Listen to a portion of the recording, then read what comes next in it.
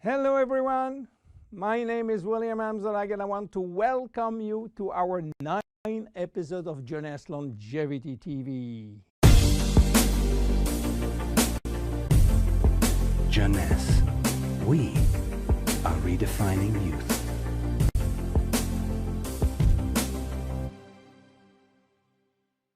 Obesity, or should I say globesity. Today, obesity is a worldwide epidemic disease. There is an outrageous eruption of a worldwide obesity even in the countries where not so long ago famine was the #1 health issue. The fatness of the world is changing rapidly, and this is very disturbing because it's going out of proportion and nobody can get any control of this new epidemic. Many children become obese and then become obese adults.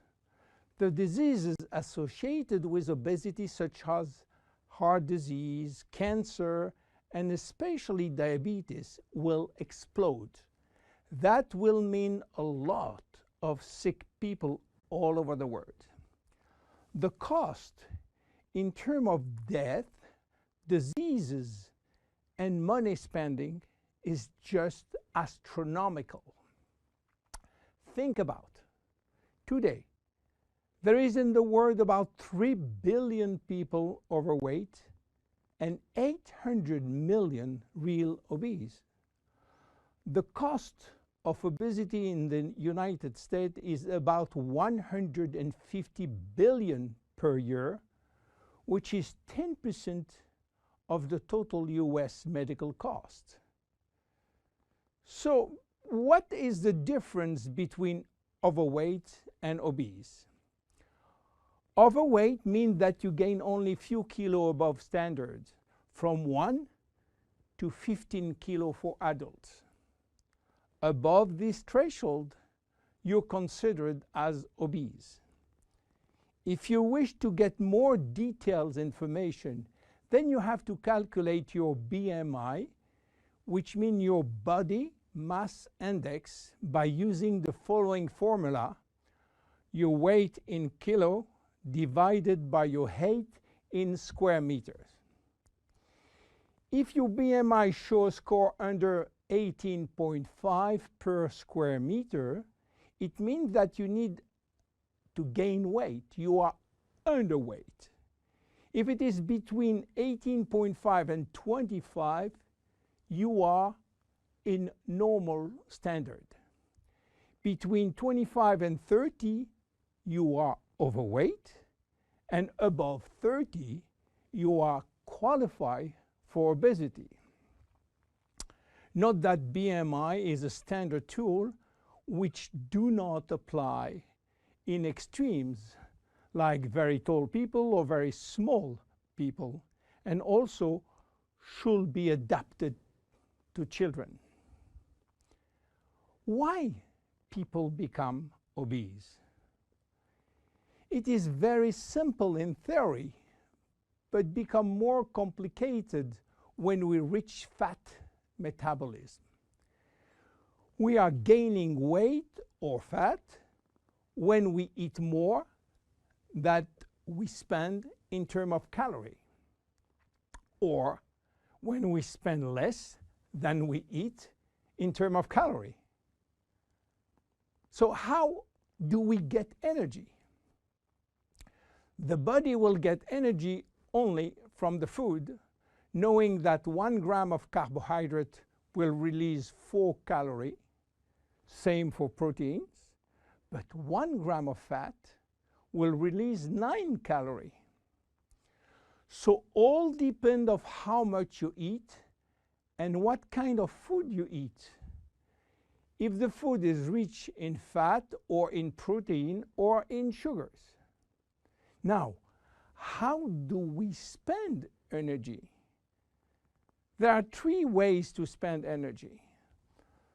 The first one is what we call basal metabolism, which is the necessary energy required to to get our body working and all our million of chemical reaction working and working properly.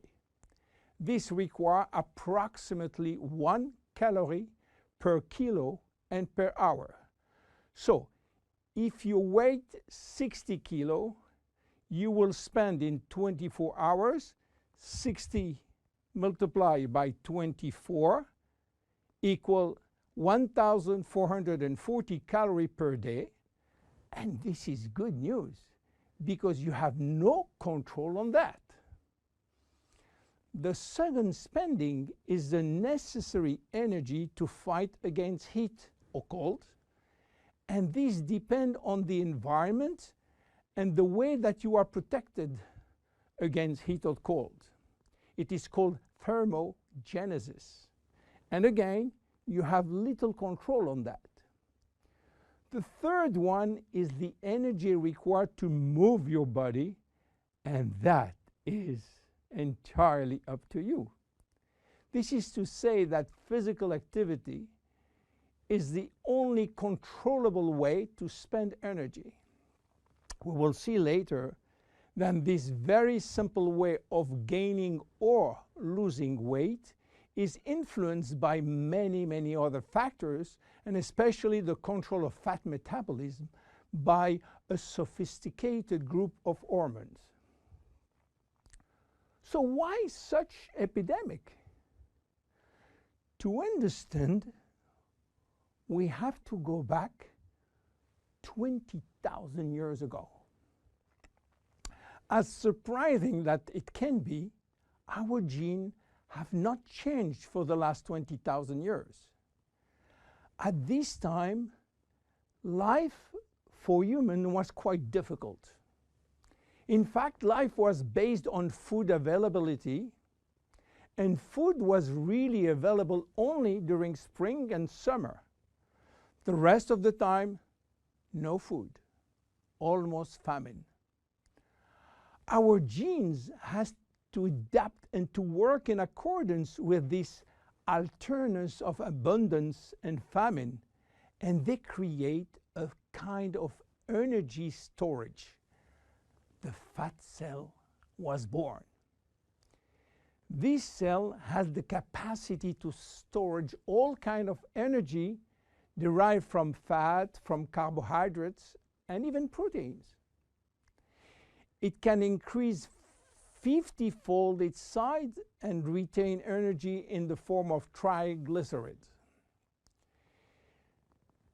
Because of uncertainty of food availability, our genes were oriented toward the saving mode, which means that every time we eat, all the energy coming from the food was oriented in the storage facility.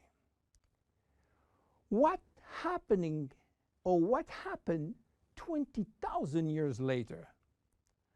Our genes are still oriented towards saving mode, but there is no more famine.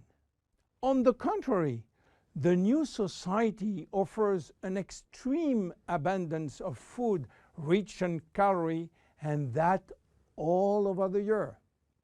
And guess what happened? Everything is going first in storage.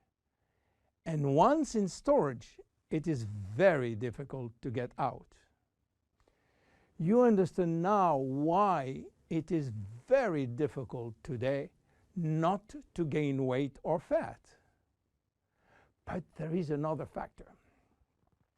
20,000 years ago, in order to bring food at home, men were hunting, fishing, or climbing trees to get fruits.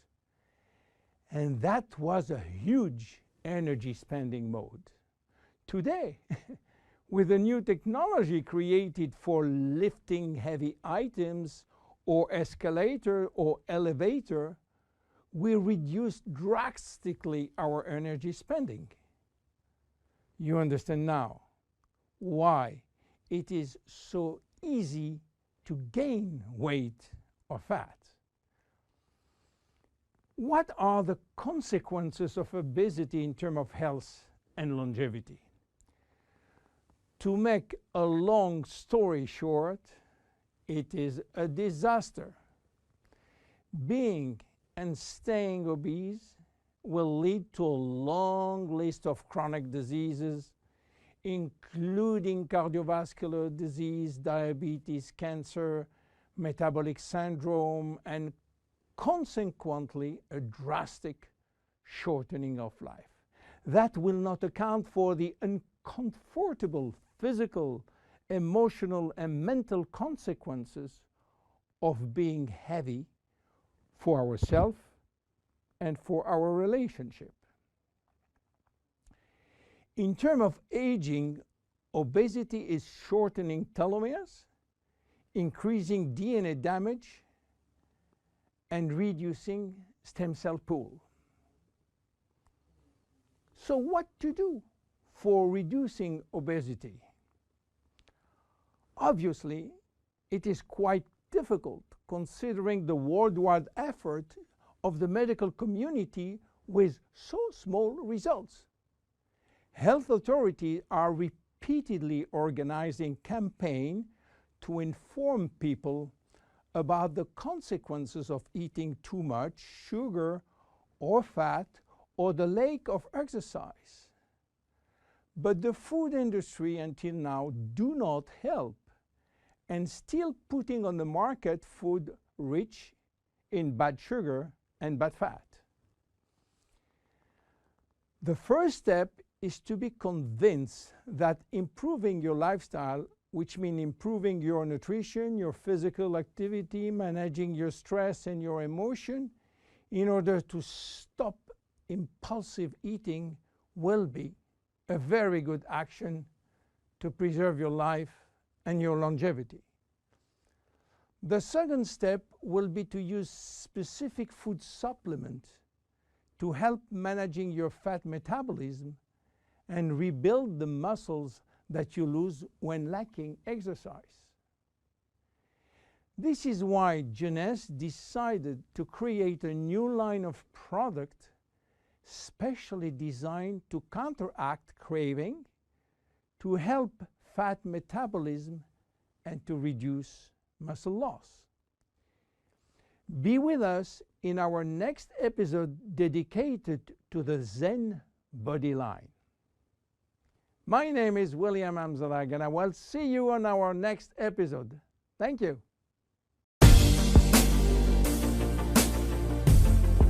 Jeunesse. We are redefining youth.